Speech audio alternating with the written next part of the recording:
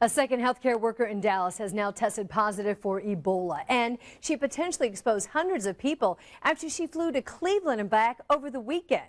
NBC's Jay Gray has the latest on this new potential exposure.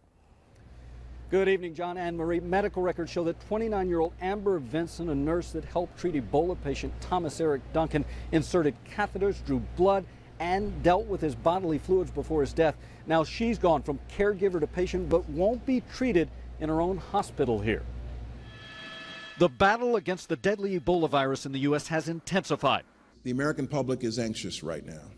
Anxiety fueled by another positive test overnight, confirming that Amber Vinson, a second member of the medical team that treated Thomas Eric Duncan, has contracted the virus. You've got to remember that this team is taking a gut shot because this is their own that are sick. This afternoon, Vinson will be transferred to Emory Hospital in Atlanta for treatment, while the Centers for Disease Control actively searches for anyone who had contact with Vinson, a list that's growing and includes family members in Ohio that she traveled to visit last week.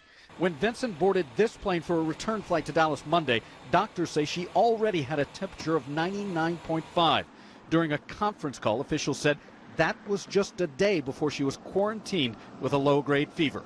Because at that point, she was in a group of individuals known to have exposure to Ebola, she should not have traveled on a commercial airline. Now agents are reaching out to the 132 passengers who were on that flight as doctors treat the two patients in isolation, and officials warn there could be more. It may get worse before it gets better, but it will get better. But only when doctors can stop the spread of the deadly virus.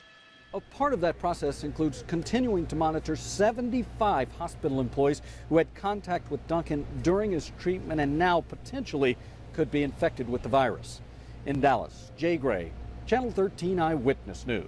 A lot of developments today. Thank you, Jay. We know you've got a lot of questions and concerns about Ebola, so we have put together a page for you on our website, WTHR.com. If you go there, you can get answers. Click on health, and you'll see the facts from the CDC about how Ebola spreads, precautions you should take, plus the latest stories and video into the newsroom.